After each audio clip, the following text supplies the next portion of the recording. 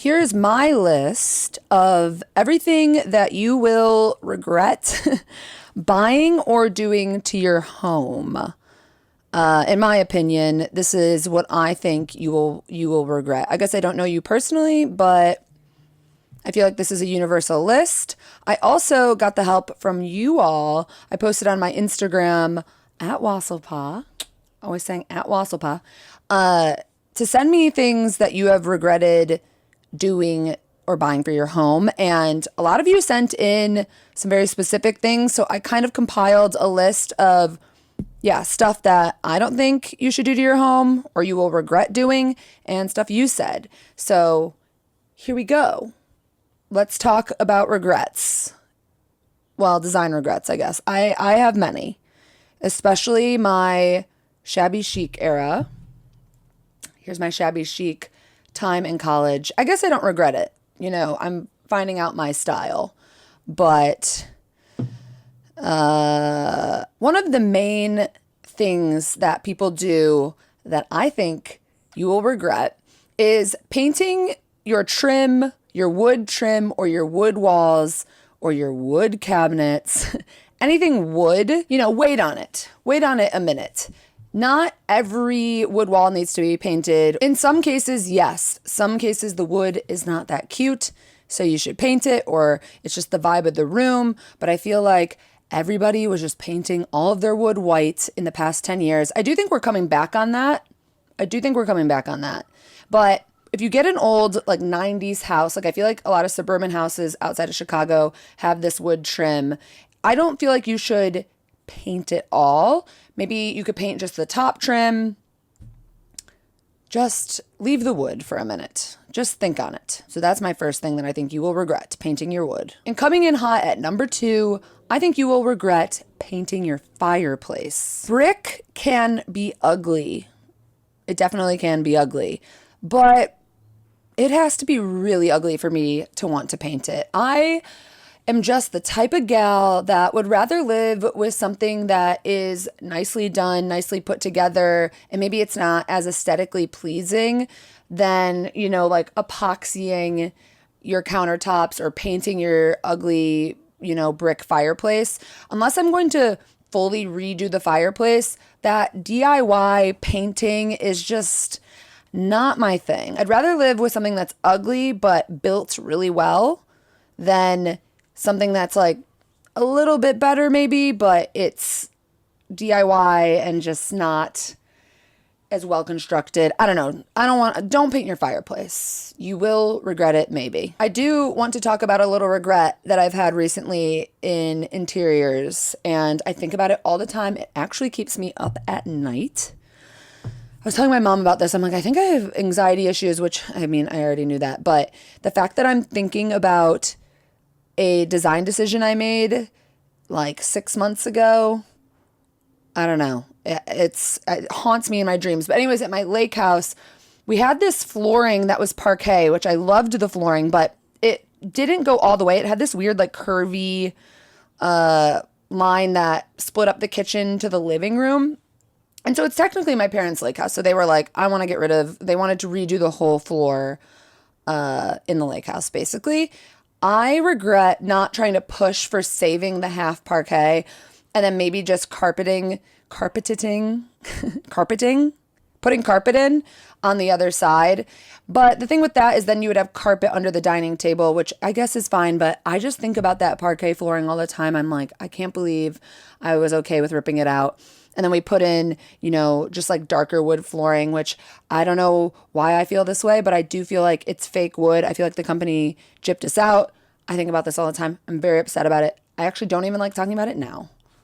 So that is a regret I did have. I guess I'll put in some small regrets as we keep on going through this list. Small personal regrets, design-wise, and life. Do I have life regrets? I guess. Let's see if they come up. Next on my regret list, people, cheap rugs. Cheap rugs are no bueno. I've talked about this before, but I think a rug is an area that you should just splurge on. It's such a large surface area of your room or space that I just think it's important to have something good. And rugs can be expensive, that sucks, but you can get yourself a vintage rug. I buy all of my rugs off of Etsy. I mean, Arvin Olano even has a collab with Rugs USA. I just think a cheap, weirdly bound Wayfair rug is not the way to go. I think you will regret it. I think it's going to not last over time, and you will regret it. You will regret it. I mean, unless you don't care. But I feel like if you don't care about interior design, then you would never be watching this video. I think about this sometimes, actually, to be a person that doesn't care about the aesthetic ness what your home looks like, to just be like, that's fine, I just like need this to live. And someone that also doesn't care what they wear every day, I'm like, wow, to have that like missing from your brain could be pretty pleasing, to be honest. And on top of rugs, I think a jute rug can be regrettable. I think a jute rug will trick you because it's the cheapest rug out there, but then it's not really comfy. I don't love a jute rug on my feet, personally. I think a jute rug is nice in an entry or a hallway, or if you need one outside or whatever. But a jute rug, you can find decently comfy ones, I think. But it just wouldn't be my first preference. So this is like a 50-50. You may regret this, you may not. Just like your current situationship. Are you going to regret it? Probably. Probably. You will regret buying a cheap sofa. You will. You just will. I think you should save up and buy something good, buy something vintage, reupholster it, anything but Wayfair. If you need a placeholder or something in the meantime, why not? But sofas and furniture in general were just built better back in the day. I just think take an old sofa or something that your parents gave you and use that until you can get something that you really like.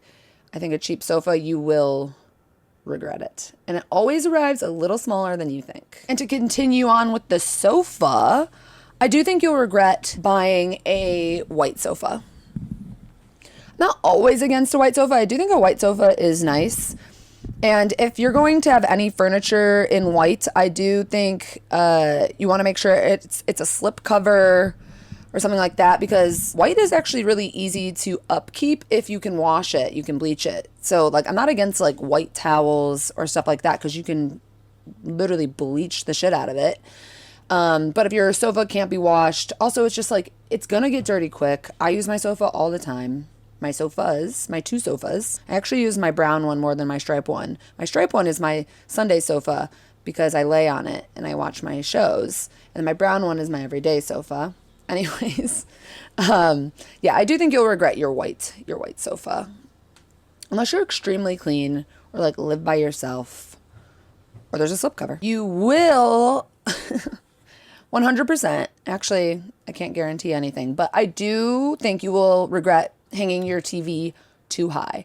One, if you have to hang your TV above the fireplace, it's not the end of the world. Sometimes you just have a layout where the TV has to go above the fireplace. The thing with having a TV above the fireplace is that you're like this, watching the TV. I don't know what it was in the past where people wanted to hang their TVs so high, but even above a console table, it shouldn't be taller than an yerba mate. Is it yerba? Yerba mate? Like a reading book. Like your TV shouldn't have that much space between the table and the bottom of the TV. This much. I'm back to drinking these, even though they do have like a decent amount of sugar, but I truly don't care. So you will regret hanging your TV too high because it will strain your neck. And mounting a TV is annoying, so don't do it. Okay, real quick, I want to talk about today's sponsor, Built. I'm assuming you are a renter or you have rented before, and congrats if you have bought, but I rent. And this is a PSA for anyone who does rent. You can now earn points by paying your rent, which is pretty fun. I'm a big points girl. If you pay your rent through Built, you earn points. You don't have to get this approved by your landlord. You can just sign up and then you can use your points at hotels, flights. You can even put it towards your next month's rent. It does make sense. We earn points on groceries, gas, travel, whatever. So why not earn points on renting? Especially since it is one of your, and if not, your biggest monthly expense. There's no cost to join Built. And when you pay your rent through Built, you'll earn valuable points on rent and on your everyday spending. Your Built points can then be transferred to your favorite hotels and airlines. And again, you can use your points towards next month's rent. This is all around just easy. Build up some points, use them. I love points. I really do. Start earning points right now through the link in my description or the lovely QR code on the screen. And thank you again, Built Rewards, for sponsoring this video. I'll end it with saying how much I really do love points. Why not, have a little extra something in your back pocket. So anyways, back to the video. You will... I think you will regret doing the landlord special. If you don't know what the landlord special is, it's, taking like a vintage tile or just like a general fixture and using that in your space because it's cheap, it's easy, and it's affordable. I think that there are comparable prices when it comes to tile or light fixtures or whatever it may be, that you don't need to get the brand new landlord special items. If I was renovating a bathroom on a budget or a kitchen and I needed a backsplash, but I wanted something funky and unique, but I'm on a really low budget, I'm not going to go with this faux Spanish tile because I want something unique. I'm actually going to go with something more simple that is the same price because I just think it's going to last longer design-wise. You can get, a subway tile, which isn't my favorite, but a subway tile is also classic. I would get that, and you can even add some like trim to it to spice it up, but anything but the landlord special. This is a hot take, and I feel upset saying this because I have recommended this product to a friend, and actually I think for certain people this product does suit them well, but I don't like a Ruggable. And I do think you'll regret getting one, especially if you're into design specifically. I think a Ruggable is great for families, messy kids, dogs, whatever. I personally will never have one. I just think they look like a bath mat or something. They do some cool collabs. I do see some like cool patterns out there, but I just think Ruggables are a 10-year thing. We're like 5 years in. They got a few more years to go, maybe. They're good, but they don't look good, I do think you'll regret buying your Ruggable, unless it's strictly for practicality. If you're buying it for design, don't do it. I do think you will regret painting your house any color other than white, I guess, before you live in it. Before you move in, it is nice to have the interior of your house painted, especially if it's just like a fresh coat of white. I feel like the most standard white is Sherwin-Williams White Dove. I think that's what Kate always recommends. So unless you're doing it all white, I think you need to live in the space a little bit before you can choose a color to paint your room and whatnot. Lighting changes throughout the day. Lighting is different in each room. Sometimes it's more sunny, in your living room and then in your kitchen. So you do need to kind of test it before choosing a color. I think a lot of people go wrong in wanting to get that all done. And then it's too bright. It's too dark. I think you'll regret it. There's a man leaf blowing. So pause. Hot take. Wait, I already said hot take. Too many hot takes. But anyways, when picking bathroom floor tile, I have 2 tips so you don't regret it. One, if you use white grout, it's going to get dirtier easier and quickly. It just gets really dirty and then you just have to like scrub and bleach it. And then 2, if you get really small tiles with white grout on your floor, that's even more grout to get dirty. So if you want to stay clean or have it feel cleaner or less maintenance, I guess, large tiles with darker grout is kind of the way to go. Not that you would necessarily regret white grout, but you might regret it if you don't want to have to upkeep it. White grout requires more upkeep, so does small tile. So, fun fact, not hot take. One of you actually sent this when I said my poll or posted my poll. You said you regretted getting your towel warmer. A towel warmer feels like a nice little luxury piece to add to your bathroom, but this person said she wished that she just splurged a little bit more and got floor warmers, or what is it? Floor heaters? Anyways, heated floors. Heated floors. They were like, just skip out on the towel warmer. I feel like that's like backup if you're trying to like add in like a fun touch of luxury to your bathroom. You're like, okay, I'll just get a towel warmer. I feel like they don't work that well. I guess they just, you know, they heat it nice and then you have it for like a little bit around your body. So I guess you might not 100% regret it, but I think that is a fun little take on if you're going to add something that like warms your body in the bathroom, just splurge on the floors. I think that you will regret if you replace all of the unique things that come with a home by upgrading it. I think you should always keep a little something, even if it's slightly off. You don't need to upgrade everything. I would try and keep, you know, maybe some tile that was in the bathroom, or maybe it's an outdated closet door, or, you know, a cabinet in the hallway. Yeah, there's just certain things that I think you should keep. I think when you move into a home, if you're renovating it, obviously if it's like old to the point it's not salvageable, sure, rip it all out. But I would try and save as much as you can, and I think you will regret it if you don't. You will regret it. Unless it's, you know, imagine people buying homes from us millennials who did the whole like white marble, that whole thing. It's like, are they going to be like, what can we save? Like, this is so unique. They will have to gut the whole home, I guess. But right now we don't have to. If you find a unique home, keep some of it. Even if it's, you know, like a suburban, whatever. Things always come back around. So sit with it. Sit and see if you like it. Because you might regret getting rid of the parquet floors at the lake house. Don't bring it up. You will regret buying that dupe. That dupe, whatever, sofa, art piece. I mean, sometimes I think it can work. Sometimes, especially when it's a very expensive designer and you're like, I just want the dupe, you know? So sometimes it works, but sometimes it's just so cheap and you just know. I don't know. I'm not a fashion girly, but to me, like, I don't necessarily want to wear like a fake Louis Vuitton bag, but I don't want to wear a Louis Vuitton, a Louis bag anyways. So I don't know. I guess, yeah. What are your opinions on dupes?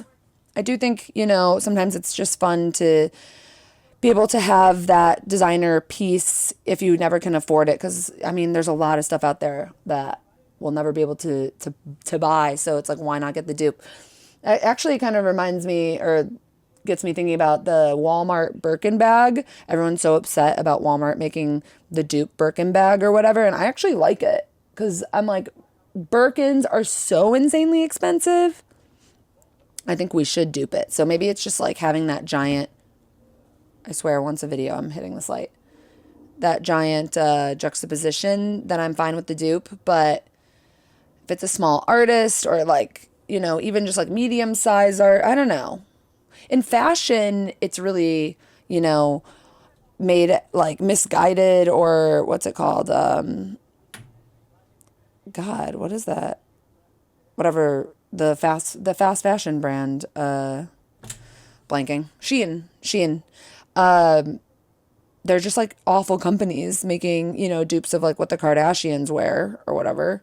So in furniture, I feel like it's kind of the same thing. So I do think you'll regret buying the dupe. Just buy something vintage, and maybe every now and then just splurge on like the dupe Cartel. I feel like Cartel has some good dupes. I have 2 more ending points that I want to talk about.